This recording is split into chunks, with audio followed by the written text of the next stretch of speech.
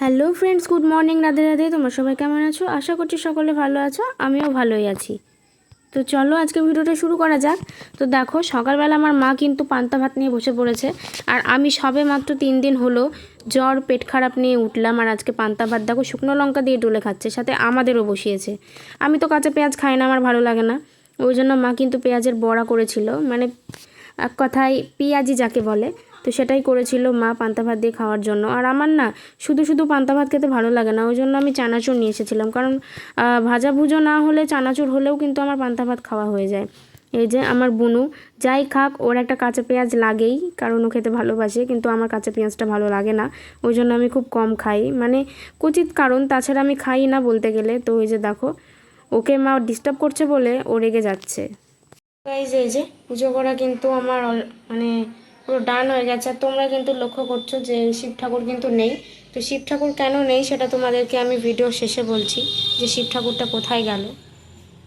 তো গাইজ, আমার কিন্তু স্নান পুজো অনেকক্ষণ আগেই হয়ে গেছে, আর আজকে পুজো করতে এতটা লেট হয়ে যাবে ভাবতে পারিনি। এখন প্রায় 3:30টার কাছাকাছি বেজে গেছে।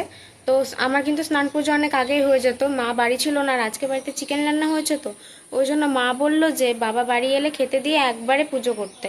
ওই জন্য আমি বাবা বাড়ি আসলো, বাবার স্নানের অপেক্ষায় বসেছিলাম। তো বাবা বলল যে অনেক বেলা হয়ে গেছে, তুই স্নান করে নে। আমি বাবার জন্য তরকারি তুলে রেখেছিলাম, তো আমি স্নান করলাম, আর বাবা একা একা ভাত বেড়ে খেয়ে নিল। তো যাই হোক, বেশ মেঘলা মেঘলা করেছে ওয়েদারটা, এই যে দেখো, বেশ কিন্তু মেঘলা ওয়েদার। বৃষ্টি হবে মনে হচ্ছে, দেখি কখন বৃষ্টি হয়, কারণ খুব গরম লাগছে। এই যে দেখো, আমি করেছি একটু মেকআপ, কারণ আমি একটু রিলস বানাবো, ওই জন্য কিন্তু আমি মেকআপ করেছি। তো মেকআপটা কেমন লাগছে অবশ্যই জানিও। আমি কিন্তু মানে কি বলবো, ফেল করা মেকআপ আর্টিস্ট যাকে বলে। তো কেমন লাগছে অবশ্যই জানিও। যে 5টা, আর আমি এখন দেখো ভাত খেতে বসেছি। আমি তো চিকেন খেতে একদমই ভালো লাগছে না, কিন্তু কিছু করার নেই, আমাকে খেতে হবে। তো চলো ভাতটা খেয়ে নিই। গাইস, কেমন লাগলো আজকের ভিডিওটা অবশ্যই জানিও। আর হ্যাঁ, যেটা বলছিলাম যে আমার ঘরে শিব ঠাকুরটা কোথায় গেল। অ্যাকচুয়ালি আমার শিব ঠাকুরটার অবস্থা এতটা বাজে হয়ে গেছিলো, যেহেতু আমার শিব ঠাকুরটার বয়স অনেক হয়ে গেছে, প্রায় 6-7 বছরের বেশি হয়ে গেছে। সেই শিব ঠাকুরকে এনেছিলাম 2018-19 এরকম সালে এনেছিলাম, কারণ পুরীতে গেছিলাম, তখন আমি ক্লাস কততে পড়তাম, 5-6-এ পড়তাম, এরকমই হবে। তো 5-6 বছর হবে, 8 বছর এখনো হয়নি।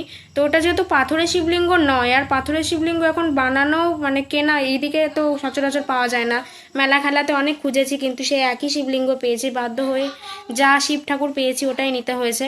কারণ এখন পাথরের শিব ঠাকুরেরও অনেক দাম, আর অর্ডার দিয়ে নিয়ে আসতে হয়, তো জানি না কবে ওই জন্য পাইনি, যা পেয়েছি তাই নিয়ে এসেছি, মানে যে ভগবান যেভাবে এসেছে যে রূপে সেই রূপে তাকে এনেছি। তো আমার শিব ঠাকুরটার রং উঠে, শিব ঠাকুরকে কিন্তু 2-3 বার রং করেছি, কিন্তু রং উঠে উঠে ক্ষয়ে ক্ষয়ে শিব ঠাকুরটা না পুরো একদম গায়ে মনে হচ্ছে চাকা চাকা কী সব হয়েছে, চাঁদের গায়ে যেরকম কলঙ্কর দাগ বলে ওই রকম দাগের মতো যেন হয়ে গেছিলো, আমার তো বুক ফেটে যাচ্ছিলো। তাই আমি শিব ঠাকুরের দিকে তাকিয়ে খুব খারাপ লাগছিল বলে আমি একটু কালো ফেব্রিক দিয়ে রং করেছিলাম, কিন্তু ফেব্রিক রং তো বেশি দিন যায় না, শিব ঠাকুরকে যেহেতু প্রত্যেকদিন স্নান করাতে হয়, ওই জন্য ফেব্রিক তো বেশি দিন যায় না। তাই আমার বান্ধবীর মামার বাড়ি আছে, যেখানে আমি ভিডিও করতে যাই, নিশ্চিন্তপুর, তো সেই দাদু এসেছিলো। তো সেই দাদুকে বললাম, দাদু আমার ঠাকুরটা একটু রং করে দিবা, তো বললো হ্যাঁ দেবো। ওই জন্য আমার শিব ঠাকুরটা দাদুকে দিয়ে পাঠিয়ে দিয়েছি দাদুদের বাড়িতে।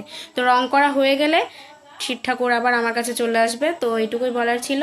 আর ভিডিওটা যদি ভালো লাগে অবশ্যই একটা লাইক এবং সাবস্ক্রাইব করে চ্যানেলটার সঙ্গে থেকো আমার। তো যাই হোক, টাটা সবাইকে। আর এই কদিন ভিডিও দিতে পারিনি কারণ আমি ভীষণ অসুস্থ ছিলাম, আমার পেট খারাপ হয়েছিল, 3 দিন সমানে পটি হচ্ছিল, পুরো পাতলা, কিছু খেতে পারিনি, বমি, তার সাথে পরশুদিন থেকে চরম জ্বর। কালকে তো জ্বর গানিয়ে হসপিটালে গেছি, এত ওষুধ দিয়েছে, একটা ওষুধও খেতে মনে থাকছে না, কখন কোনটা বলেছে সব ভুলে গেছি। যাই হোক, এখন একটু সুস্থ আছি, ওই জন্য ভিডিওটা আজকে আমি করছি। তো যাই হোক, সকলে খুব ভালো থেকো, গোপুর আশীর্বাদে সাবধানে থেকো, টাটা।